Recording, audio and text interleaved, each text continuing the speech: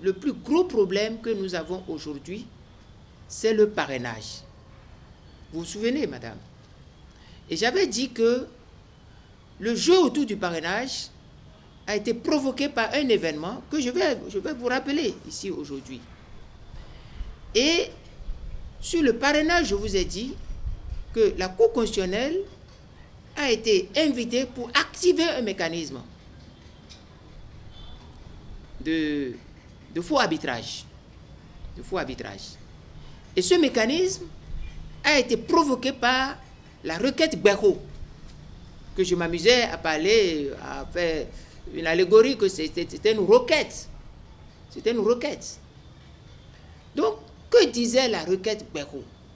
La requête Gbagbo parlait exactement de l'illégalité possible entre le fait que la rupture de l'égalité entre le fait que des maires nouvellement élus, certains peuvent parrainer et d'autres ne peuvent pas parrainer. C'était la requête Gbagbo. Mais la requête Gbagbo était un prétexte pour amener la Cour à provoquer une décision du type Djogbenou, c'est-à-dire du type certificat de mise en conformité. Et là, j'ai alerté en décembre, le 17 décembre. Et j'ai expliqué que cette affaire a commencé le 20 novembre, en novembre avec Gbagbo. Mais en réalité, tout le processus a commencé en octobre, d'après mes renseignements. A commencé en octobre. Et pourquoi en octobre? C'est une des conséquences de ce que nous appelons politiquement l'effet Omeki. Et qu'est-ce que l'effet Omeki? L'effet Omeki est le syndrome de l'échec même des réformes politiques de Patrice Talon. Parce que c'était des réformes qui poussaient l'homme politique à l'omerta, à la chosification. L'homme politique n'est plus un homme politique qui a la responsabilité de décider pour le bien des communautés, mais il a seulement l'opportunité de décider pour les intérêts privés d'un clan politique. Et c'est ça l'effet Omeki. L'effet Omeki, c'est un effet qui dit « j'en ai marre, je clore à mon niveau le débat sur le Dauphinat ». Donc, Omeki provoque une délibération sur le Dauphinat, le problème du Dauphinat au sein du clan Talon. Or, le clan Talon est miné aujourd'hui par l'impossibilité de régler de manière démocratique, consensuelle, la question du Dauphinat en son propre sein. Et c'est cette imposition de l'Omerta que Omeki a rompu. C'est ça qui a montré, qui a créé ce que vous observez, ce que vous avez observé sur le parrainage. Pourquoi? Parce qu'on se souvient que à la veille de 2021, c'est le parrainage qui avait créé le gros problème avec des personnalités. Vous comprenez que je suis en direct, je ne peux pas aller dans certains détails, parce que le direct est très difficile à tenir. Si on n'en a pas l'habitude, on ne peut pas tenir. Vous vous souvenez qu'il y avait eu l'affaire Soui, dans laquelle il y a eu des personnalités. L'affaire dans laquelle il y avait des députés comme les Gbadamassi, les Sado et consorts. Vous vous souvenez qu'un temps, il y a un député qui a parlé de combien peut coûter le parrainage. Je parle de la Sossou. Vous comprenez un peu tout ça. Le parrainage n'avait pas été tellement encadré, enfermé, mis sous tutelle. Et ça a créé des problèmes. Et ces problèmes ont failli faire voler en éclats tout le système de la rupture. Il a fallu sortir le gros bras pour trouver des prétextes capables d'aller enfermer ci ou ça, qui ont été des imprudents politiques, ceux qui ont fait preuve d'imprudence politique, qui n'ont pas voulu respecter les règles et le respect des principes en matière politique. Le système en a profité pour leur poser des pots de bananes et ils se sont retrouvés là où vous savez. Donc ce parrainage-là revient. Et avec l'effet Omeki, le parrainage allait être hors contrôle du système Talon. Or, sans ce parrainage mis sous contrôle, le système Talon est fragilisé. Parce que la profession de foi de Patrice Talon, qui consiste à dire qu'il faut compétir sans concurrent, ne pourrait plus être valable. Vous vous souvenez que à la veille au cours d'une émission intitulée et moi président, Patrice Talon avait sorti une vision de la concurrence politique qui consistait à dire, si vous n'avez pas de concurrent, vous avez beau être mauvais, vous serez réélu. Et comment compétir sans concurrent? Pour compétir sans concurrent, il faut mettre des obstacles qui empêchent, qui disqualifient, qui discriminent. Et qui vous rend seul à compétir avec vous-même ou à vous permettre de désigner vos adversaires. Alors, lorsque on est aujourd'hui et qu'on est dans ce contexte actuel avant le 5 mars, qui est que 3 formations ou 4 formations possibles sont dans la fourchette possible de pouvoir parrainer. Or, le système Talon ne veut pas de concurrents.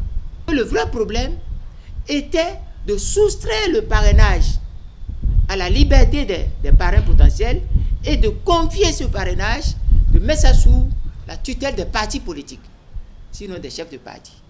Vous vous souvenez, c'est ce que j'avais dit le 17. Ça vous avait paru, vous avez dit, mais j'ai dit, attendez, vous allez voir.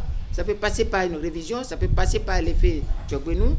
Et au final, à la fin maintenant, qu'est-ce que vous voyez? Vous voyez exactement que c'est le parrainage qui a été ciblé. Et ce parrainage qui a été ciblé comment?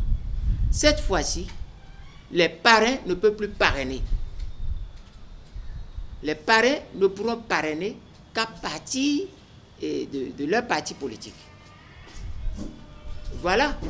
Et lorsqu'on met cet obstacle de parrainage, mais c'est foutu. C'est foutu. Et ce que je vous ai expliqué tout à l'heure dans mon introduction liminaire était quoi? C'était que si on pose à 15% seulement, on est dans un cas de tricherie parce qu'il n'y a plus d'événements pour mesurer qui est capable de 15% et au-delà. Or, on fixe les 15% sur la force antérieure des uns et des autres, pas la force actuelle. Or, au moment où on créait la force actuelle, on n'avait pas dit que c'est 15%. On change la règle du jeu pendant le jeu au profit de celui qui change la règle du jeu. C'est ça l'obstacle. Et tout ce qu'on vous dit, que tel aussi, tel n'aura pas, c'est faux. Les seules personnes qui peuvent avoir ça, c'est le clan Patrice Talon. Il faut le dire, c'est de la vérité. C'est de la vérité. Donc, le 15% est une discrimination. Ce n'est même pas encore l'exclusion. C'est une discrimination. C'est celui qui est seul capable de prendre les 15%, c'est à lui qu'on a fixé. Et puis, on a berné, par exemple, les démocrates, avec Yahya Boni en tête. On les a bernés comme on berne les petits garçons, les petits bébés. Et c'est là que je ne comprends pas, je n'accepte pas. On ne peut pas faire ce qu'ils ont fait. Je vais vous démontrer pourquoi on les a bernés. Vous vous souvenez que Patrice Talon, au cours d'une séance au palais, il avait reçu le Parti démocrate, conduit par Yahya Boni en personne. Donc, ce n'est pas que Yahya Boni était à la maison et ses sous-filles sont allés et sont venus le rendre compte. Yahya est assis. Et Patrice Talon disait à Yahya Boni, écoutez, j'ai appris que vous voulez prendre des initiatives au Parlement pour modifier le code électoral. Je vous demande, je vous dis de ne pas le faire. J'ai appris que vous voulez diminuer, vous voulez enlever, réduire tel pourcentage et autres là. Et Patrice Talon est allé jusqu'à dire ceci. Mais si vous ramenez ça à 5%, vous voulez ramener à 5%, à 1% ou à 5%, mais je vous dis, votre parti, les démocrates, sera cassé. Vous aurez démocrate 1, démocrate 2, démocrate 3. Parce que si vous le faisiez, vous donnez la possibilité à des gens, une fois qu'ils ne seront pas positionnés, de pouvoir aller ailleurs. Non. Si vous faites les choses qui vont fragiliser, qui vont mettre en cause le régime, la réforme actuelle, qui vont fragiliser les partis politiques, je ne vous soutiendrai pas. Mais si vous faites des choses qui vont renforcer les partis politiques, de manière à ce qu'il y ait des gros partis politiques, au besoin même absorber les autres partis, mais moi je vais vous soutenir. Le Patrice Talon va plus loin ici. Et nous pourrons dire que c'est l'héritage que nous avons laissé. Je regardais le visage de Yahya Boni qui buvait, et je voyais un peu de gêne d'autres personnes que je ne veux pas dire, qui voyaient aussi leur destin, leur ambition politique complètement risquée. Je regardais, je voulais voir. Mais je ne voulais pas croire que Yahya Boni et les démocrates peuvent tomber dans ce piège. Mais lorsque j'ai vu plus tard, Nouré Nouachadé introduit hors délai, hors procédure parlementaire et hors délai, et frauduleusement, je le dis. J'ai été député pour 5 mandats, j'ai été membre de la conférence des présidents, j'ai été président de groupe parlementaire, et je sais de quoi je parle. C'est hors procédure, la proposition de révision, de modification du code électoral de Nouré Nouachadé est hors procédure, hors délai et frauduleuse. Donc, personne ne peut, d'abord, politiquement, c'est une stratégie extrêmement bête. On n'utilise pas, on ne marche pas sur les traces, sur les pistes ouvertes par l'adversaire. L'adversaire ne peut pas ouvrir des pistes, vous allez marcher dedans. C'est le b.a.-ba de stratégie. Mais lorsqu'ils ont fait ça, j'ai mis ça en lecture avec ce que Talon avait recommandé. Et j'ai compris qu'il y a un accord secret qui permettrait à Yahya Boni et le parti Les Démocrates d'avoir le monopole de l'opposition, tout comme Patrice Talon a le monopole de la mouvance. Et ils ont été attirés dans le trou par cette offre alléchante, en oubliant que dans aucun pays du monde et dans aucun traité ou mécanisme règle de la nature, le prédateur ne peut conseiller utilement pour la proie, la stratégie assure pas la proie.